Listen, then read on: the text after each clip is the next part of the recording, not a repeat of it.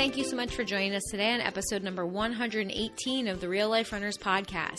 Today we're talking about aches and pains that so many runners experience. Why are they there?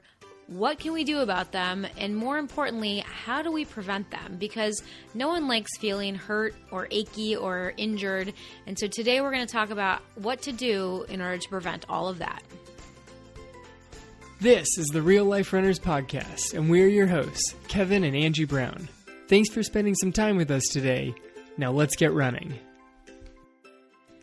Okay, so a couple weeks ago, I went to yoga, as I like to do on Saturday mornings. Saturday mornings, I love to go out for a long run and then have some coffee and then go to a yoga class. That's never happened to me. Oh, I love it. It's the best. It's one of my favorite ways to spend my Saturday morning outside of like my family.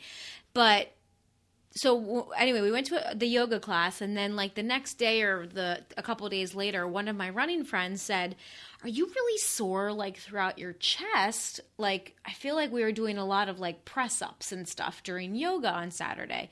And I jokingly said to her, "I don't know. I live my life sore. I'm just always sore." So she kind of laughed at me and she's like, "Wait, seriously?" And I'm like, kind of, like, to an extent, yes, but... You're always operating at, like, a 4 out of 10? Like, what number are you putting yourself at on pain threshold? I don't know. We're not going to talk about pain levels as far as that goes. But I think that, like, as runners, this is something that a lot of us experience. A lot of us experience aches and pains on a relatively regular basis. I mean, if you're trying to get stronger and you're trying to challenge yourself, you end up sore a lot. Well, I mean, to actually legitimately challenge yourself, you have to break the muscle down. Like, right. You can't build it up until you break it down. Mm-hmm. I know there have been plenty of workouts and races. Certainly the first marathon I ever ran, I just laid on the floor the next day. You found me that afternoon. I was still on the floor. Unable to get up. I could not move. I finally made it, I think, onto campus somewhere around like 4:30 in the afternoon. Because you had to go to the dining hall to eat, probably. I think so. I think actually I had an assignment that needed to get turned in by 5. So I think by 4:30 I had finally like started moving. Yeah, you weren't going to the dining hall at that point. It was senior year. No. It was like 4:30, and I passed somebody else who like I had run with. They were also on the cross country team, and he was. Like he had graduated but was back on campus like visiting doing friends a graduate and stuff. degree or something. No, like he was back visiting friends. Okay. But he had also run the Chicago Marathon the day before, and he was just casually walking down the sidewalk. Yeah.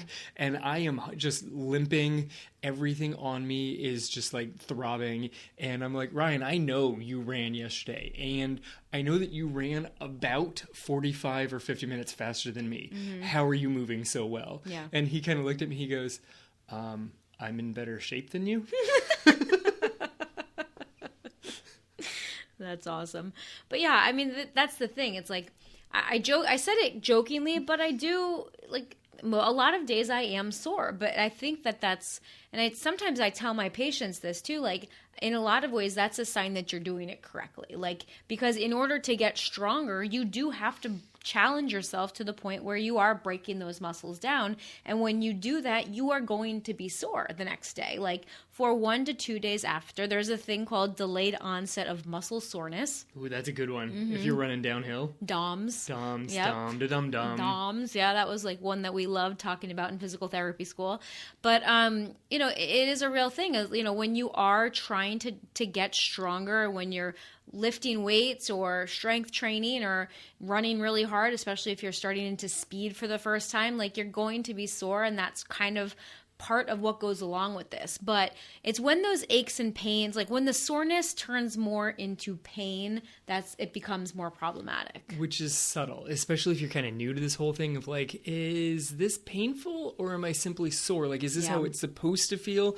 I don't feel great, but it's not like a stabbing pain. I'm not sure like what I'm really dealing with here. Yeah. It's the uncomfortableness. Right. And this is another discussion that I have with my patients all the time, because it's like the difference between pain and soreness. Like there is a difference, because like a lot of times I'll have patients that come in and they haven't exercised for years, 20, 30 years, some of them, depending on how old they are. And I'll have the conversation with them the whole time that basically, so a lot of times when you start a new exercise program, you will be sore. You are now challenging muscles that you haven't worked in a very long time. And when you do that, soreness is to be expected. But there's a difference between soreness and like sharp, throbbing kinds of pain. Well, and the same thing happens with runners. Even if you've been running for years and years, when you add something new to the running, when you add in, a strength routine that you're not used to, or you add in the yoga after your Saturday long run, if you're not used to throwing that in, or certain types of speed, like new things into the routine are going to add new levels of soreness because you're challenging new muscles. For sure. Like even my yoga class last week, so that was a couple of weeks ago that conversation happened. But my yoga class this past weekend was a different instructor than our normal one. Our normal lady was out of town, I guess, or just wasn't able to make it for some reason. So she had a substitute. And this lady just did different sequences. Like she did, and it was a little bit more challenging than the typical yoga that we do on the Saturday morning, because our normal teacher does challenge kind of all levels, but does try to keep it pretty beginner friendly because she's trying to encourage more beginners to come out. But my hips were really sore the next day because we were doing a lot of like single leg poses, a lot of balance poses, a lot of twisting kinds of poses. And I am strong, but my body's just not used to doing those things, so I'm challenging those muscles in different ways and to stabilize for longer periods of time or doing it a little differently. And so anytime you change it up like that, some soreness is usually pretty likely. Yeah. So from a running perspective, how come running gets you so sore? It seems essentially like walking, just quicker. This should be like a normal general activity that you're kind of used to, and yet running causes all sorts of soreness. Oh, yeah. Especially when you start picking up the speed. Yes, for sure. I mean, running is a very complex movement. Like running requires extensive coordination of the muscles throughout the entire body. Like there's not just one muscle that you're working during running. You're pretty much working them all. Right, which is what makes it kind of interesting is you're basically using everything head to toe. Like if you're doing it correctly. If you're doing it correctly. You can avoid certain muscles and then your form looks a little funky and hiccupy, but you're generally using all of them because you've got to have arms and legs swinging in harmony with each other. Otherwise, you're falling off to one side or the other. And you look like Phoebe. That's a true story.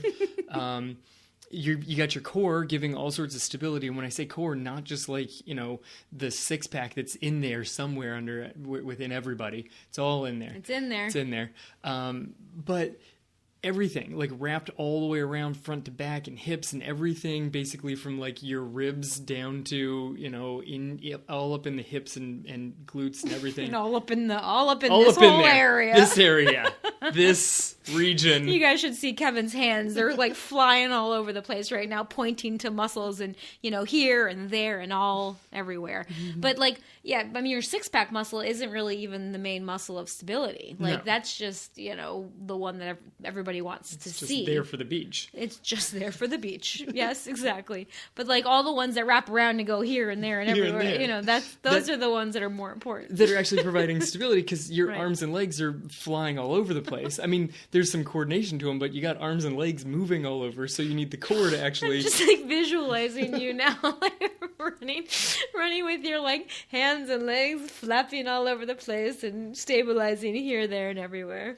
Well, as you run, both arms are moving and both legs are moving. So everything in the middle, like your torso, has to provide stability for four limbs moving simultaneously. Yes, four limbs moving around in all different directions. But hopefully they're moving front to back because if done properly, running is a very beautiful thing when done fluidly. Your arms should be moving in opposition to one another, like one forward and one back, and your legs should be moving in the opposite direction as the corresponding arm so that your body stays balanced. Because running, should be that fluid motion. And if you don't have the proper strength, if you're not strong enough to stabilize the muscles like through that midsection, then you're not going to have as fluid of the motion. You're not going to have the strong and upright posture to hold yourself in that strong position. So you are going to have more wear and tear, more aches and pains in various random spots throughout the body. Right. The running step is actually ridiculously complicated. When they were trying to like make machines that can walk like people, it was really, really hard because there are so many parts moving simultaneously just to take a single step. And it's like, well, this muscle has to contract, well, this one relaxes, and they're trying to put it all into a machine that just has like 3 parts. It's like, well, actually in your leg there's like 75 parts that are all doing things simultaneously and in perfect coordination with each other because they've been doing it since you started walking. Yeah, exactly. And so, this is part of the issue of why strength and coordination makes a really big difference in your running, because when you run, you're essentially putting around 3 times your body weight down. Like the force of 3 times your body weight with each step gets transferred up and through your body. So if those muscles aren't strong, and if you're not performing this motion in a very fluid way, that's a lot of force that's hitting your body. And then basically what happens is that your body and your muscles have to then react. So instead of just like nicely absorbing the force and kind of dissipating it and kind of distributing it throughout the body, it's more of a jarring force on the body that the muscles have to kind of say like, whoa, what's happening? I have to protect myself. And so then they have to stabilize against a force instead of control the motion moving you forward. So it's just like a lot of muscles that are like overactive just to try to stabilize you instead of actually doing the task of running that you're trying to do. Right, because when you land, some of the muscles are supposed to be relaxed. That's what helps the run look fluid. If you try and land with all of your muscles tense, it's going to be super, super jarring to your body. Yeah. It's the same thing of like, when people are in a car crash, you every once in a while, the people who seem to be relaxed in the car have less issues because they almost like float through the car. But the people who saw the car accident coming, they out of the side of their eye saw that they were about to get hit and they tensed up. They get hurt more. People who didn't see it coming at all, their body just moves. It's a similar thing when you have a running position. Every time you land, all of your muscles are contracted. It's going to hurt, and it's that next step is going to look more awkward. So there's a combination of muscles that are contracting and firing and getting you ready to step, and other ones that are relaxed so that it lands softly and smoothly. Right. And so you can probably see why, if you are a more tense runner, you're probably going to have more of those aches and pains versus someone that just kind of goes with the flow, essentially, like kind of absorbs the forces and moves forward and doesn't waste excess energy just trying to stabilize their body. Like, so if your form isn't fluid and if your muscles aren't strong, then you're essentially wasting a lot of energy just trying to stabilize, and that can lead to increased amounts of soreness, aches, pains, and then injury down the road if those continue.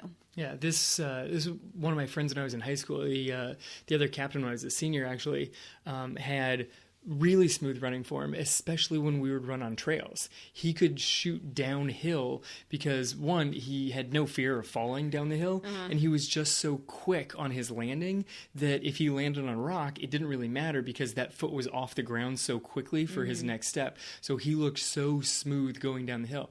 I was fine if we were running together on a flat surface, but going downhill, his form was just so smooth that he could just glide down the hill. Yeah, I was going to say, it's almost like he's like drifting or gliding, right? He skied all the time, so he had no fear going downhill, whereas I was always terrified that I was going to hit a root and then just tumble 300 feet. Yeah. Like, he was like, all right. So you were on like high alert and guard. Right. Yeah. So I was far more tense going down the hill, which then makes downhill running, which is already kind of jarring on the body. Not kind of. Extra jarring on the body for me. Jarring, yeah. Well, it's one of the big challenges of the Boston Marathon is not the giant hill at the end of the race, but all of the downhill at the beginning of the race. Your legs are all beat up because you've been running downhill, and then they throw uphills on the back end of the course. Yeah, it definitely makes it tough. So I'm glad you bring up racing, because I think that racing is a really good visual, like it's a very good visual for us to see this in action. So like, have you ever run a race and basically felt amazing, but then like Kevin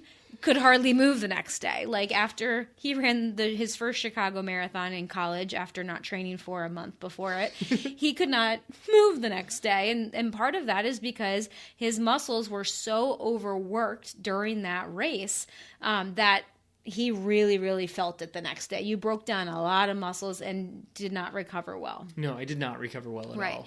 But like you can kind of watch sometimes like the progression throughout the race too. Like especially if you're at a big race like Chicago that has a lot of pictures throughout. Like if they do a good job with I think this one's funny. Racing pictures. Like if you ever look at your racing pictures throughout the course of a race, you're probably going to look a little bit better in the beginning than you do towards the end when you're more fatigued. Like a lot of people notice that like in the beginning, they've got smiles on their faces and, you know, they're looking good. They've got their shoulders back. They've got a better posture. And then more towards the end of the race, as they are fatigued, their shoulders are more forward. They're kind of hunched forward. They're taking smaller steps. Their knees are collapsed towards the inside. Right. Their feet are kicking out towards the outside to balance those up.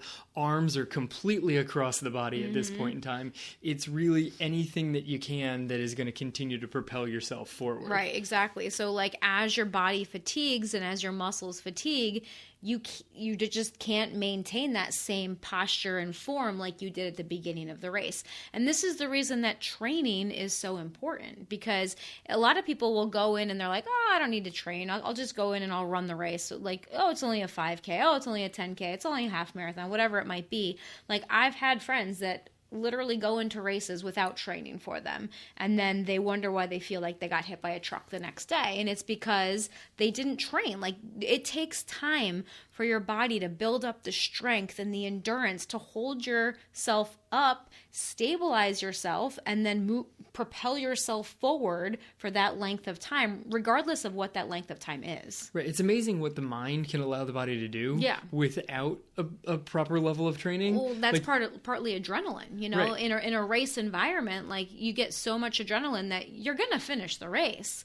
But how do you feel and how do you look while you're doing it in the next day? How do you feel the next day? Yeah, exactly. Or the one after? Like, can Right. you actually go downstairs? Because I was not able to go downstairs for like a week after that race. Yeah, definitely. And you know, that's where it becomes more of a problem. Is like, I'll tell my patients, like, if you're sore for like 1 to 2 days after a workout, that's normal. When it starts to get into like 3, 4, 5 or more days that the soreness is still there, then that means that we've overdone it. You know, that means that you need more recovery and we need to pull back on what we're doing. And that wasn't exactly sore. Especially that first day was probably not sore. That first day was pain. That was legit pain that you were dealing with, which I think that it's a blend. Like it's not like this is soreness over here and over there is pain. Like it's a progression, and somewhere along that line it transitions from soreness to pain, and I think it kind of alters from person to person probably. Totally.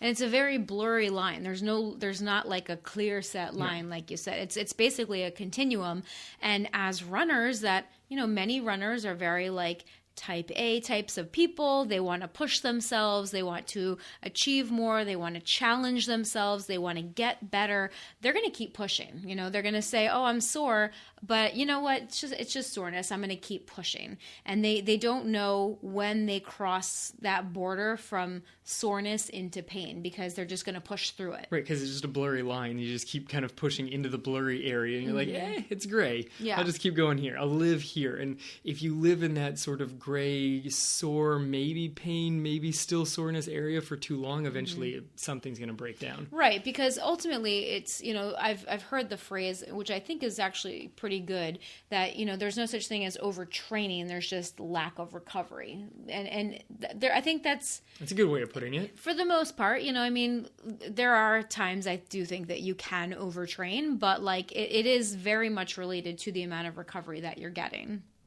Because it's in recovery that your muscles actually build back stronger. So if you're getting inadequate recovery, you're essentially not allowing your body to rebuild itself back to the baseline, and then even past the baseline to a point where you're getting stronger. You're breaking it down, and then you're adding more load, which is breaking it down further. So then you're adding more load, which is breaking it down further. So if you don't actually get the recovery time, you're not ever actually getting stronger. Yeah, instead of breaking and building back bigger and stronger, you're breaking and then breaking the broken part. Yeah, exactly. No one wants to break the broken part. It's a terrible spiral that you just get into, and it's really hard to dig out of, because the digging out of it, like what got you there was putting in all of this work, and the only way to really get out of it is to not put in a whole lot of work. It's just straight up rest and recovery. And there's some stuff that you can do during this portion, but none of it is like, all right, well, and now go for an easy run. Like, you just need to actually get some rest on the body. Yeah, depending on how much you actually damage the body. How far down you took it. Yeah, exactly. So, now we're going to kind of transition over into talking about those things that you can do to treat the aches and pains that you have, and then also to prevent them in the future, which is really the most important thing. And when we go into this, the thing that I want to point out is that sometimes the things that we're going to talk about right now they're going to cause aches and pains. We're going to get into some mobility work. We're going to get into some strength training. We're going to get into some discussion about these kinds of things. But like we said, sometimes those things create soreness. They create those achy feelings. Like, if you've ever done a really tough leg workout, you're going to probably notice that it's hard to get on and off the toilet the next day. Mm-hmm. And that is a sign that your body is getting stronger. So you then have to listen to your body at that point in time and not then follow it up with another hard workout. So the importance of recovery really needs to be stressed here. Yeah, leg day tends not to be followed up with like a speed workout the next day. That's usually a bad combo. Okay, so what should we do about these aches and pains to really try to prevent them in the long run, and especially prevent them from turning into like an injury or sometime that we actually have to take off time from running in order to recover from what we're doing to ourselves, okay? All right, so the first place to start here is mobility work, which very good, careful choice of words here is mobility work, and I'm going to send it back to you and say, can you explain the difference between flexibility and mobility? Sure. So typically, flexibility is what we think of when we think about the actual length of the muscles, okay? So flexibility is having the adequate amount of length in your muscles and your tendons and your tissues to perform the motions that you want to perform. So in this case, running, okay? Mobility tends to refer more to the actual joints. There is such a thing as like tissue mobility, and that refers more to the way that the tissues like glide and slide on each other, because muscles are made up of fibers, and those fibers, when the muscles contract, those fibers slide and glide on each other. So that's more tissue mobility. So the mobility is actually like the movement, and the flexibility is the actual like length of the structures, like whether or not you have enough length in the structures in order to move the way you want to. And mobility is more of, do you have the proper like rolling, gliding, sliding? Are you moving correctly? Like, do you have the right amount of motion? I think that's an excellent job of explaining, and way better than I could do. Thank you, doctor. Okay, thank you. So I mean, the reason that it's important to know the difference between flexibility and mobility, and to think about this in your training plan, is because if you don't have enough mobility or flexibility, but pretty much mobility is showing up to be more of the limiting factor for most people, especially in the research right now. There's a lot of research on mobility versus flexibility. That, it used to be like, oh, you got to stretch before you run, or you got to stretch after you run, because if you're not flexible enough, then you're going to get injured, right? I mean, that was what my coach always said. All right, we're going to come out to practice, and then we're going to stretch for 10 minutes, and then we'll all go off on a run. And when we finish, then we're going to stretch for 10 minutes. Like, that's just what you did at the start and end of practice. Right, but the truth is you don't need a lot of flexibility for running, okay? Running is not a sport that is known for lots of flexibility. Like, if you're talking about gymnastics or swimming or other types of sports, then you might be talking about something different here. Or, I mean, even the difference between distance running and sprinting. Sprinting still doesn't have as much as something like gymnastics, certainly, but there's a greater range of motion in a sprinting stride than there is in a distance runner. Right, yeah. Distance runners, have a much shorter stride, a much shorter range, smaller range of motion that they're going through. So most runners will probably have enough flexibility. I mean, you may or may not. A lot of people think about the hamstrings when it comes to flexibility. If they can't bend down and touch their toes, they're like, oh, I need to stretch my hamstrings. That sometimes is a little bit limiting in runners, but to be honest, like your hamstrings have to be pretty short in order to actually limit you in the running motion. Most runners probably have adequate hamstring flexibility, but if you're not quite sure, one test that you can do is to like lie on your back, hold the back of your knee, and then try to straighten your knee and kind of see basically the angle of your hip when you are able to get your knee fully straight. And kind of see how tight your hamstrings actually are. Mine are absurdly tight. But you still, even when we did this test for you, I still passed the the test, right? Because you still had 70 degrees of hip flexion, even though you feel like your hamstrings were tight. Yes, and at 70 degrees, I felt as though my leg was about to just get torn off. But apparently, that is the sign that I have just enough. Adequate. I have adequate. Yes, you have adequate muscle length and flexibility in your hamstrings to perform the running motion. Another muscle that tends to be tight in runners is the Achilles. Well, that's not the muscle. The Achilles is the tendon. But your gastrocnemius and your soleus, which are the two main muscles in your calf. So your calf muscles in a lot of runners can be tight. And stretching those, making sure that you have an adequate amount of flexibility and length in those can be something that some people will need to address. Especially if you're prone towards running on midfoot or toes. Mm-hmm. Then you're going to have a tighter calf and tighter Achilles. So, but flexibility for the most part is probably not as limiting to most people as mobility is.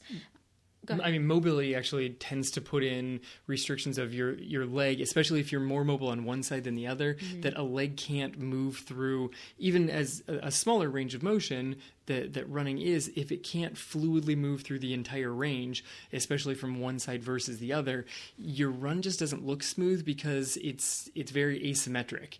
And if your legs aren't moving symmetrically, then your arms are also not going to move symmetrically because they try and, counterbalance the weight of your legs moving. And so now you look like your arms are kind of funky. And so I've seen some of our athletes and I'm like, oh, well, their left arm's moving way more than their right arm. So I try and work on them to fix their arms. And then suddenly their hip is hurting. You're like, oh, that's because your arms were actually the thing that was helping to balance out your legs. So if I don't let your arms do that movement to balance your legs, then your hip starts hurting. So, okay, just go run. Right. Well, and that's part of the issue with form correction a lot of times is that, like, if you're not correcting the root of the problem, if you're not correcting the right thing, it can lead to more aches and pains because the body naturally tries to protect itself and tries to rebalance itself. So if there is a weakness, like you said, if there's a weakness in one area or a lack of mobility in one area, the body's going to compensate for that somehow. And it's going to do that by changing the form in some way. And then if you try to change that, then it's no longer able to compensate in the same way. So it's going to be stressing different things differently. Yeah, I forget who the professional athlete was, 800-meter runner, and his right arm had this like whipping motion as he ran. It looked so terrible. You're like, how is there's no way that he could be good and have this form. And he was Olympic caliber runner, and his right arm just constantly whipped. Like every stride it would go out to the side and then crack back in towards the inside. And it's because when he was younger, he broke that arm and continued to run with the weight of a cast on it. And so he couldn't take it through the normal motion. And for a while, he was basically flinging this cast around as he would run around a track and try and hit the turns. Yeah. And so that form just stuck with him. And it was like, coaches had tried to fix that form and they got to a point where it was just like, all right, that's going to be what your arm does. Right. Let's just get you as fast as we can. And that's going to be what your form is. Because he was successful with it. Right. So it's like one of the old things, the old adage of if it's not broke, don't fix it. Yeah. And like, if it is broke, then you got to address it. Like if you are getting injured, that's something that you have to kind of figure out what the heck is going on. So we're not telling you that you should go out and try to change your running form if you don't have any problems. If you don't have any aches and pains, if you don't have any injuries and you're going out, even if you don't look like an elite marathon runner, that's okay. Like you're going to have form differentiations between, from person to person. There's going to be these things that look different. Every runner is going to look different and run differently. And if it's working for you, there's really no need to change it. When it stops working for you, when you start having more aches, pains, and injuries, that's when we have to start kind of looking for these things to try to figure out what's going on. And a lot of times mobility is one of the culprits. All right. So how do we actually address mobility? I mean, because I think one of the good ideas with mobility is making sure that you have a starting point of trying to figure out where you actually have lack of mobility. I go back to my high school days of, well, we were always just told to be flexible. So I know I can't bend over and touch my toes. I know that if I put my calf onto a curb, I can feel whether my calves are feeling tight or not feeling tight, whatever that, that sensation to the body is.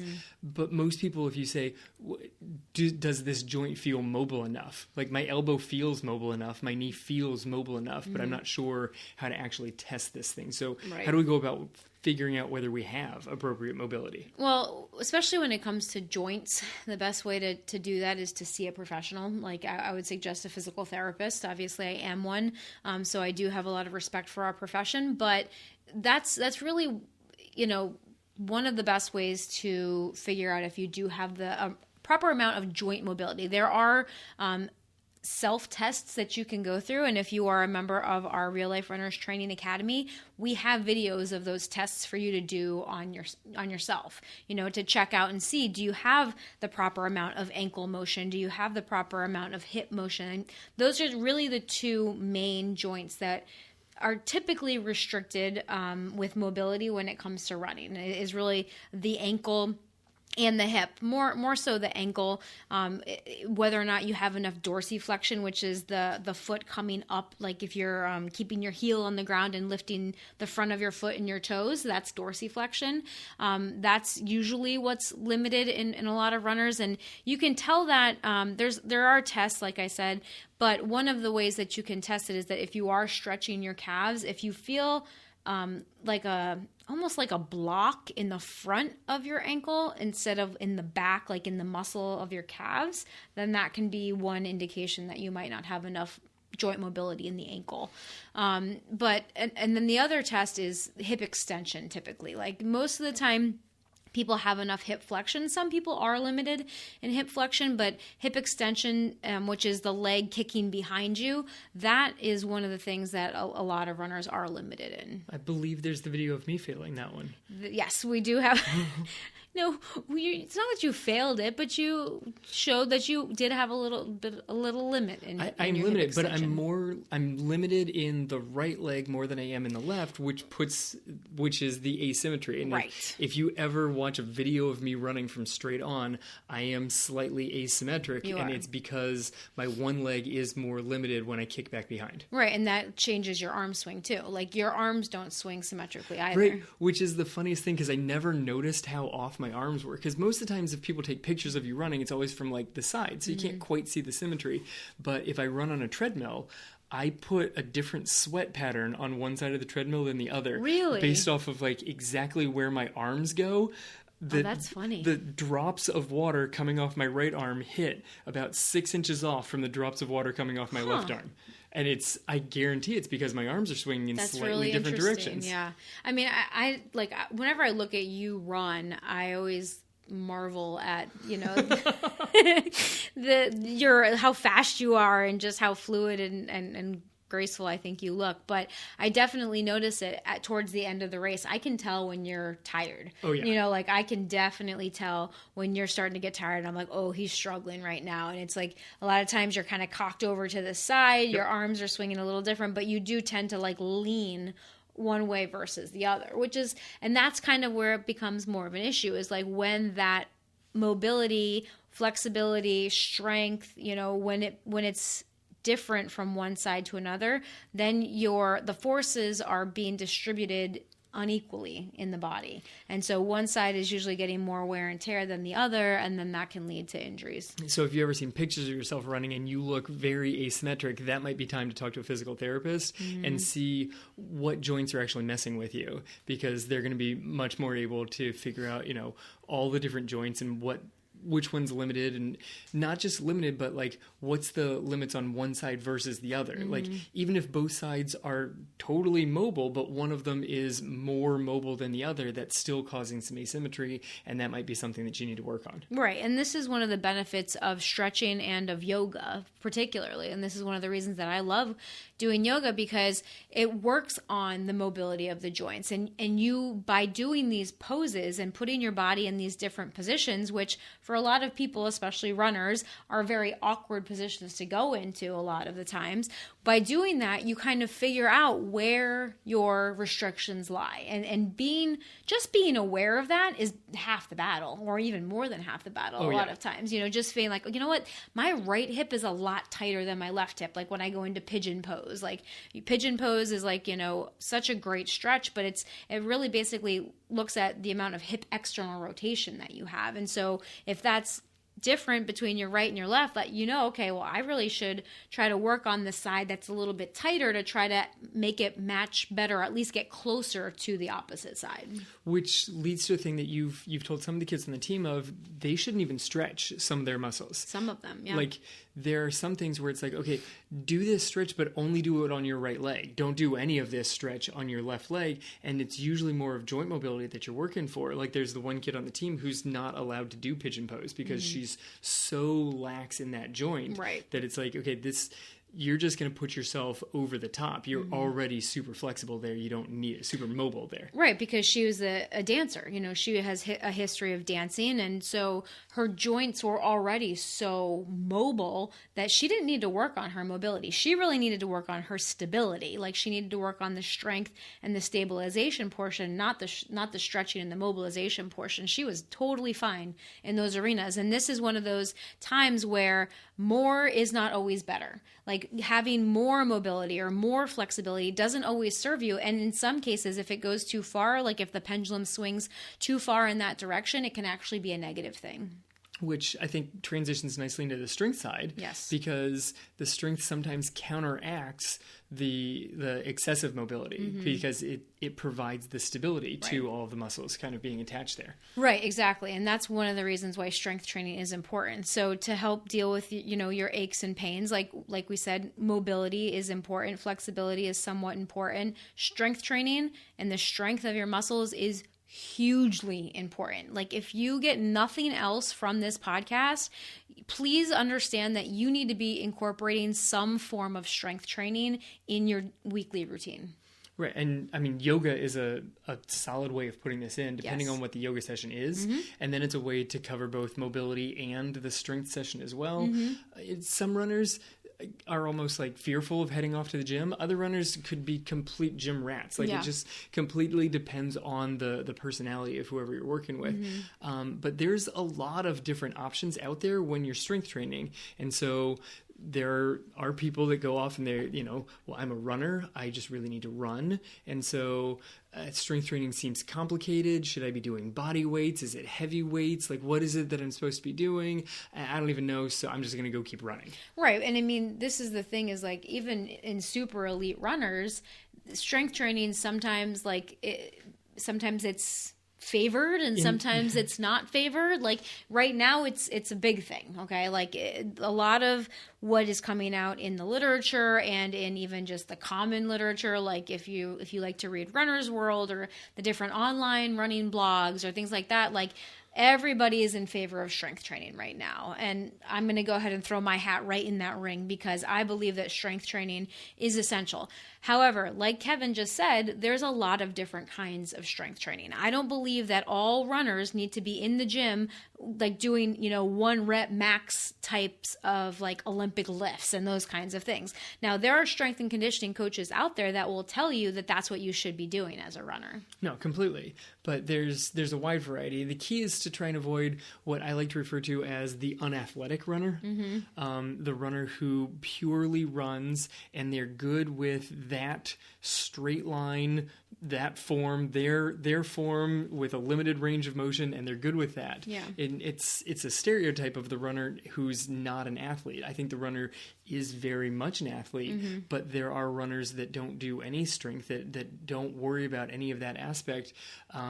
They just run. You know, there was a story, this is from years back, of it was a group of elite athletes, like marathon, you know, world-class caliber athletes, and they were trying to get them to do how many push-ups can you do to complete fatigue. Okay. And the answer was like 2. Oh, geez. How many pull-ups can you do? 0. Yeah, you can run like a 4-minute mile in a marathon. I mean, you're looking at like people who are somewhere between 210 and 215 for a marathon, and they were doing like 2, maybe 3 push-ups. They couldn't do any pull-ups.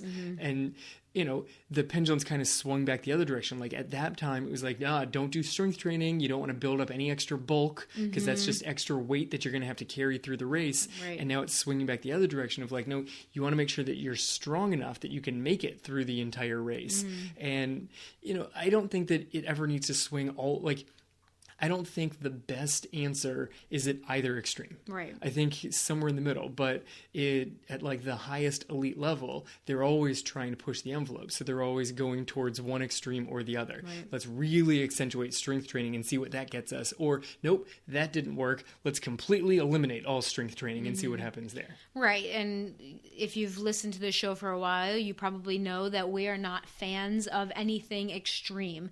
Like, we do advocate moderation in pretty much most things, because really that's what's going to set you up for that long-term success. And as real life runners, we are not the elite athletes that are trying to push the envelope every single day and try to squeeze out 1 second in, you know, per mile in order to like hit a world record or an Olympic record or whatever it might be that, you know, the elites are really shooting for, it, where every second matters. And in those cases, a lot of times, like you said, they're trying to hold as little weight as possible, and they just saw the muscle as extra stuff that was weighing them down. But like, if you ever looked at some of those elite runners that subscribe to that kind of mindset, they don't look healthy. No. Like, they don't look athletic. They look, some of them kind of look sick. Yeah, I mean, it's the difference between how fit are you versus how healthy are you. Yes. And I feel like, you know, everyone listening to this podcast falls into the category of they want to look as healthy as possible. They want to be as healthy. And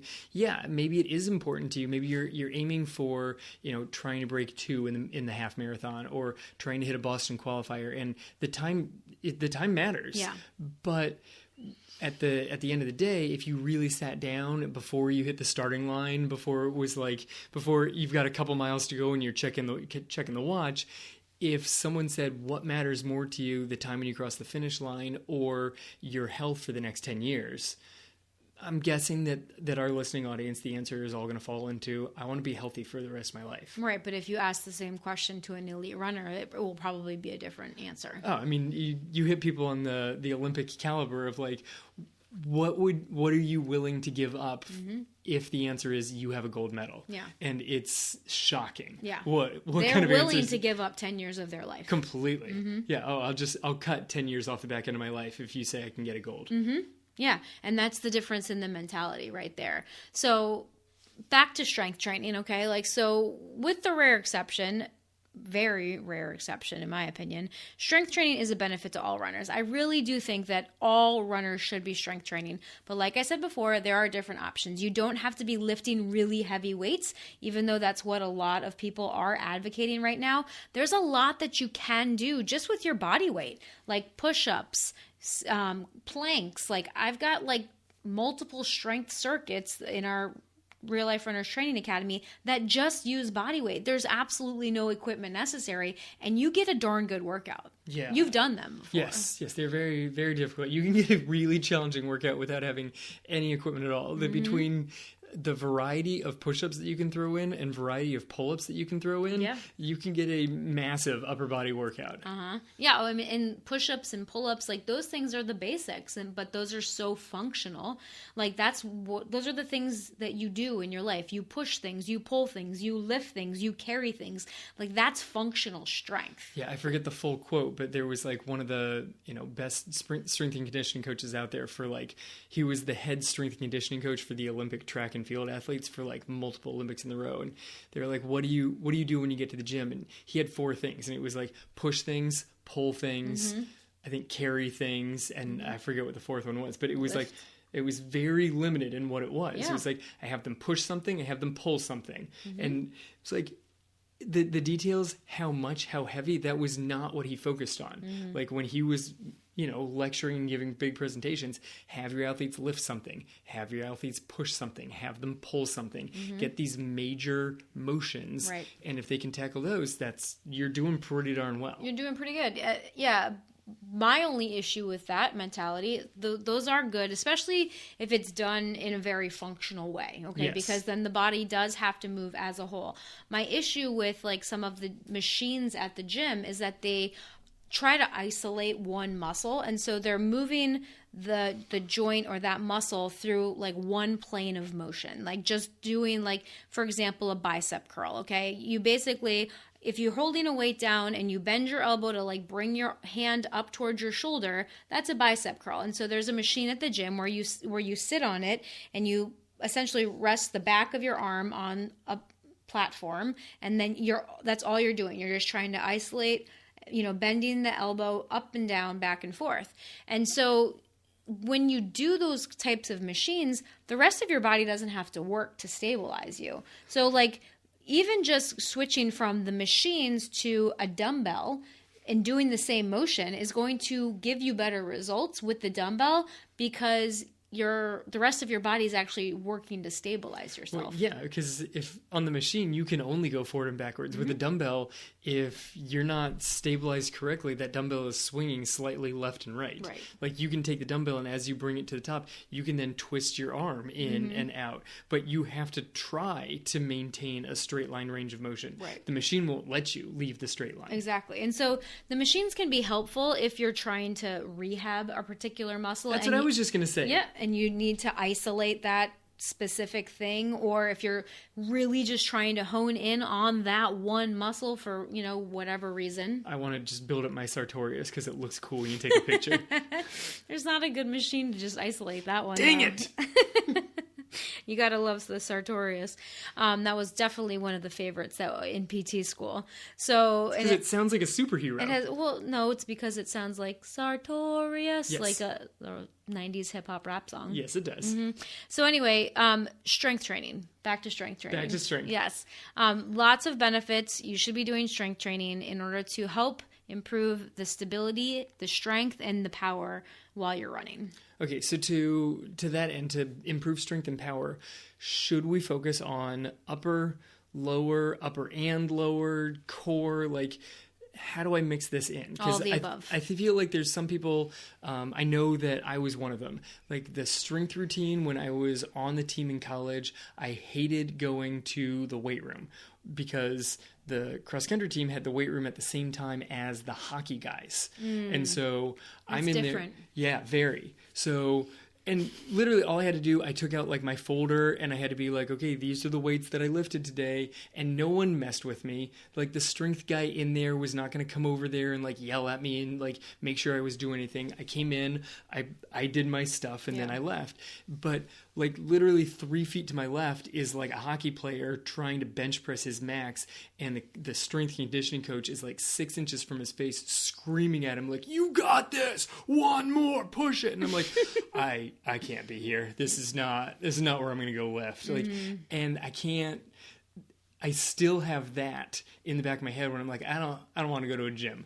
Like, let's buy some stuff and have it in the garage, because in my mind, that's still what happens in a gym. Yeah. And I know that it's not, but I still have that feeling. So how do I kind of plan all this stuff in? If I want to get a couple of strength sessions in during the week and some speed and a long run, suddenly my days are filling up. Right. So where do you schedule them? Or is it guess and check? I mean, the easy answer is you could join the Real Life Runners Training Academy. Okay, fine. And we can help plan it all out for you, because that is definitely something that we help with. Because like you said, it can get overwhelming, and it can be like, how do I fit all of this in? And so one of the things that I like to do is combination moves and like more compound types of movement where you're using more than one muscle at the same time. So for example, like a squat or a reverse lunge and bicep curl at the same time, or a burpee is like a very compound movement, like where you're getting legs, arms, core, power, dynamic, like jumping, like all in one type of exercise. And you're not going to want to do that every day, of course. But kind of sprinkling those throughout the week so that you're making sure that you do hit your upper body, your core, your lower body, your glutes, your back muscles, like all of these things are super important for us to address as runners because, some people are like, oh, I don't really need to lift arms. Arms don't help me with running, but yes, they do because yes, they do. You swing your arms back and forth, and it's your arm's job to counterbalance what's going on in your legs. So if your arms are not strong, then you're just going to feel awkward. And I mean, come on, everyone wants to have arms that like look muscular. You don't really want like spaghetti arms. Yeah, spaghetti arms or flabby arms or however you want to describe it. But like people like muscle and like having arms that like look muscular. I think most people would want that. So that's a great reason for me right there. But the plank is a compound exercise. If you do the plank correctly, you're going to hit your shoulder muscles, your arm muscles, your core, your back, your glutes, your thighs. Like I tell my people, like, squeeze everything when you're in plank. You should be squeezing your thighs. You should be like both like squeezing your quads to try to straighten and lock out your knees. You should be squeezing your legs together. You should be squeezing your tush, your stomach, like your shoulder, like all of it should be active and engaged. Well, it's funny when you do the plank is you can start seeing where your weak spot is because it's the thing that starts like shaking and trembling the earliest. Yeah. And then you're like, okay, well that's hurting. So I guess my shoulders are really, really, really tight. So then you focus on trying to like contract your abs and it takes some of the pressure off of your shoulders. And you're like, okay, but now that's shaking on me, but my arms stopped. So now you're going to kind of put it back more into your arms and then tighten up your legs and see if you can like push down with your toes into the ground as though somehow that's going to transfer a lot of the force back there. And it does. Yeah, it works. So you move up and down the body of trying to transfer the forces all over the place. You can see how many muscles you're getting as you just kind of hold a plank position. Right. And then you can also see how well you're able to actually just relax in that position. And I don't mean like relax by completely let go, because I do think that like you need to have your muscles engaged fully when you're performing an exercise like this, but you can kind of try to like get your mind like to just relax and almost try to meditate. I know people are probably going to like laugh at me for saying that, like who actually meditates in a plank. And I have, like, I've tried to just kind of like let my mind just kind of drift and not focus too much. And I'm still very aware of my position, my form during it, because you never want your hips to like start to drift up in the air, and you never want your stomach to start drifting down so that you're arching your back. Like you want to make sure that you're maintaining that good form. But like, I did a plank challenge a couple of months ago where I built up to doing a 5-minute plank, and that is not an easy task. So I couldn't just like stare at the timer at the clock the whole time. I had to kind of like let my mind just kind of go off and do whatever it wanted to do, and to kind of get into that like focused but unfocused state. Yeah, I mean, you're still certainly engaged. It's like trying to do quarter-mile repeats. If you're trying to do like, 20 quarter-mile repeats, you're not focused the entire time. Like you got to tune out for a little while. You're still using everything. You're still cranking through, but you got to let the mind wander, because if you start counting at rep 1, it's really mentally tough to get through the whole thing. Right. So, when you're doing strength training, like it's definitely important to hit all the muscles of the body. And when you also do it, you can do it with the intent to help improve your form. And things that you can use to help improve your form are like back strengthening exercises, like the plank, like the bridge, like things that will strengthen your backside to help keep you upright for a longer period of time. Anything you do where you're just like holding a position, like a static hold, is going to help build the endurance in those postural muscles, because it's those muscles like in your back that are trying to keep you upright while you're running. And as you fatigue and you start to kind of like round the shoulders out, and those muscles, like they start to get tired, and so they're not doing their job. So trying to like really improve your posture on a daily basis is going to help you both, with your neck and back pain, and then also in your running.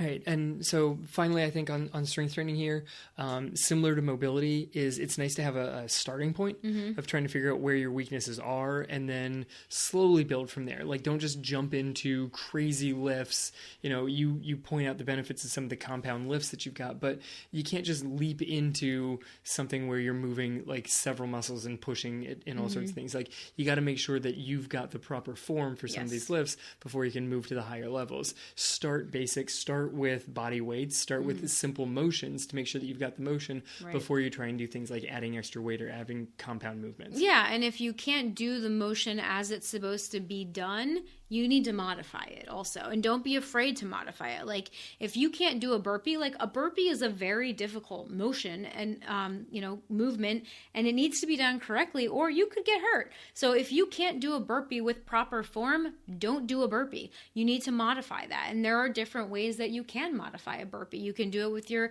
hands against a wall. Like I just saw that one the other day in one of my continuing education courses, which I thought was a great idea. I had never seen that variation of it before. But like there are slow burpees that you can do where like if you're in a plank position, you step forward with one foot, you step forward with the other foot, you stand up, and then you get back down, and then you step back, and you're in a plank. Like you don't have to do, the full push up where you like jump forward and then jump up in the air and then jump back down. Like that's a lot of jumping and that can be tough on the body. So don't be afraid to modify these things and meet yourself where you are. Yes, meet yourself where you are. It's a good answer with both strength and mobility. You've got to know where you're at and then work from that position. Right. So let's wrap this up as we approach the 1 hour mark here. Yeah, I know. I thought this was going to be a shorter episode. Me too. We just kept going. So let's wrap this up. So if you run, you are a runner. And not only are you a runner, you are an athlete. And if you want to improve your running, if you want to try to start treating and avoiding all these aches and pains that can come up as a runner, you need to start thinking of yourself as an athlete and start acting like it. Like you need to put in the work. And this is not just going to happen automatically for you. No, it's avoiding the unathletic runner. Like be the athlete. Don't just say, "Oh, I just run. I'm not that athletic." Yes, you are. If you are a runner, that means you're an athlete. Act that way and put in the work. That means putting in, yes, the miles, but also putting in the strength work, putting in the mobility work, and taking care of yourself so that you don't get as much aches and pains. Or if you do, you know how to deal with them. Right. Because if you are listening to this podcast, chances are you want to improve your running. That's probably why you're listening. Yeah, you do. Yeah. You're probably not the runner that just goes out and runs the same loop at the same pace every single day and just, that's just what you do. Like if you're listening to this, you're probably thinking to yourself that you'd like to improve or there's some sort of issue or problem that you'd like a solution to. And the name of this episode is Avoiding Aches and Pains or something to that effect, depending on how we name it when we actually stop recording. Hit the save button. Yeah. But, so maybe you have aches and pains right now that you're dealing with, or you have had them in the past and you don't want them to come back. And if that's you, you need to put in this work. Like you can't just think to yourself like, oh, if I run and if I do this, then I'll be fine. Like you need to strength train. You need to make sure that you're doing the mobility work. You need the recovery and the self-care and taking that time off, taking the rest days, doing the foam rolling. Like you need to think of running as a whole. And there's a lot of runners that just are like, oh, that takes too much time. Like I don't want to do that. Well, okay, then you're not going to get the results that you want. Right. You don't have to do that. You don't. You could stay right where you're at and continue doing what you're doing. But if you want to actually get faster, it's going to hurt. And in order to deal with that, you've got to then have the appropriate recovery and, take all of the measures necessary to actually move yourself forward. Like if you want to move the needle, you got to actually put in the work to move it. Right. Because some of it is going to hurt a little bit and it will make you achy and sore, but we don't want those aches and soreness to turn into pain and injury. And that's where all of this stuff comes in is to, aches and soreness, that's all kind of a part of it. Like you got to get used to that if you want to get stronger and be, get faster faster and see really try to challenge yourself and see where you can go. But pain and injury, that's a different story. Those are the things that we want you guys to avoid so that you can just keep running however it is that you want to run and really be able to see what you're capable of. All right, so speaking of people that are trying to see what they're capable of, I think that leads us perfectly into our Runner of the Week. Runner of the Week, woo! Brrrrum. And this week's Runner of the Week is Marsha Cassidy. Woo! There it is. So, congratulations, Marsha. Marsha just ran a turkey trot a couple of weeks ago, and she crushed it. She placed second in her age group. Nice work. Yeah, and she is just doing so great. So when we contacted Marsha to let her know that we've chosen her as the Runner of the Week, this was her response. She said, "Thank you for the honor of being Runner of the Week. I look forward to the podcast each week. There is so much good information, and I feel like Kevin and Angie are good friends. I also enjoy being part of the RLR Training Academy.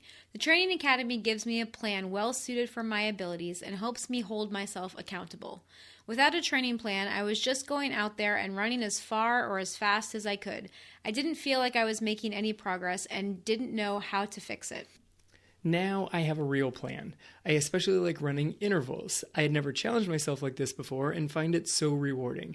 I feel accomplished after each workout and I'm starting to see the results. I know I'm in good hands. I look forward to more achievements in 2020 and watching the rest of the tribe crush their goals as well." Thanks again, Marsha. Thank you, Marsha, so much for your kind words there. We are so happy that you are already seeing results with your training plan and being a part of the academy. And we're just so excited to see what you're going to do this year because Marsha was actually a member of our old membership program, and she was so consistent. I loved seeing her, check off her runs each week, each day. She was so super consistent with that, and I know that you're going to be the same way this time around, and you're just going to really crush your goals with this new training plan that we've got for you. It's going to be pretty awesome to watch. And I love that she's out there looking to make sure that everybody else is crushing their goals too. Yeah, she is, and she's super supportive in the tribe. If people have questions, she'll be one to chime in and with support and cheering other people on, and that's so important in the running community. And that's one of the things that I think sets runners apart from a lot of other athletes, is that there is just this sense of camaraderie and support and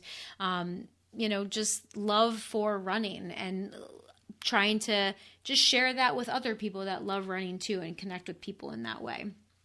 So congratulations, Marsha. Continue to go out there and just, run your life and just keep seeing what you're capable of, because I think it's a lot more than you even realize. Of course it is. All right. So that concludes our episode this week. I made that thanks very for making formal. it all the way to the end. Yeah, seriously, guys. Thanks for sticking with us. If you've made it this far, we applaud you. And if you're not yet a member of our Facebook tribe, you should head over to rlrtribe.com to request access to be a part of our Facebook group, because like I said, it is an awesome group of people that are all there to support each other and cheer each other on in their running journey. And if you're a little bit curious about what we were talking about with our Real Life Runners Training Academy that we referred to a couple of times within this episode, you can head over to rlrtrainingacademy.com and sign up for our waiting list so that you will be the first to know when we reopen the doors in January for our signature program, the Training Academy. It is a great, great program. We help to create a plan that's right for you, to help you set your goals, achieve your goals, figure out where your strengths and your weaknesses are, and really get you on a path in a running journey that's going to be right for you. So, as always, thank you guys so much for joining us today. We appreciate you being here. We appreciate you spending this time with us.